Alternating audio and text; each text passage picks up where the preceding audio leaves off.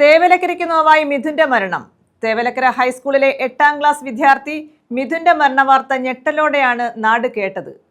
ചെരുപ്പെടുക്കാനായി ഷീറ്റിന് മുകളിലേക്ക് കയറിയപ്പോൾ കയറരുതെന്ന് കൂട്ടുകാർ വിലക്കിയെങ്കിലും പലകയുടെ ഇടയിലൂടെ സൈക്കിൾ ഷെഡിന് മുകളിലേക്ക് മിഥുൻ ചാടിക്കയറുകയായിരുന്നു. കൊല്ലം തേവലക്കര ബോയ്സ് സ്കൂളിലെ 8ാം ക്ലാസ് വിദ്യാർത്ഥി മിഥുൻ രാവിലെ 9:15 സ്കൂൾ കെട്ടിടത്തിന് മുകളിൽ വെച്ച് വൈദ്യുതാഘാതമേറ്റ് മരിച്ചത്. കുട്ടികളൊക്കെ സ്കൂളിൽ എത്തിത്തുടങ്ങുന്ന സമയം. സാധാരണ രീതിയിൽ സുഹൃത്തുക്കൾക്കൊപ്പം കളിക്കുകയായിരുന്നു മിഥുനും. പരസ്പരം ചെരുപ്പെറിഞ്ഞുള്ള കളിയിൽ പെട്ടെന്ന് മിഥുൻ്റെ ചെരുപ്പ് തൊട്ടടുത്തുള്ള സൈക്കിൾ ഷെഡിന് മുകളിലേക്ക് പതിക്കുകയായിരുന്നു. ഇത് എടുക്കാനുള്ള ശ്രമത്തിനിടെയാണ് മിഥുന് വൈദ്യുതാഘാതമേറ്റത്.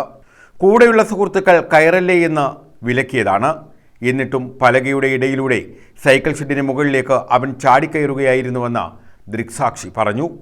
ഷീറ്റിന് മുകളിൽ 3 ഫേസ് ലൈനിലേക്കാണ് മിഥുൻ വീണത്.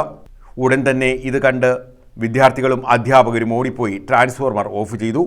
കുട്ടിയെ മേൽക്കൂരയിൽ നിന്ന് താഴെയിറക്കി ശാസ്താംകോട്ട ആശുപത്രിയിലേക്ക് എത്തിച്ചെങ്കിലും രക്ഷിക്കാനായില്ല. മിഥുൻ ഷോക്കേറ്റ് മരിച്ച സംഭവം വിദ്യാഭ്യാസ വൈദ്യുതി വകുപ്പുകളുടെ മാപ്പർഹിക്കാത്ത അനാസ്ഥയാണെന്ന് ആരോപിച്ച് കൊല്ലം ജില്ലയിൽ വെള്ളിയാഴ്ച ABVP വിദ്യാഭ്യാസ ബന്ദിന് ആഹ്വാനം ചെയ്തു. News bureau, Sasthamkotta.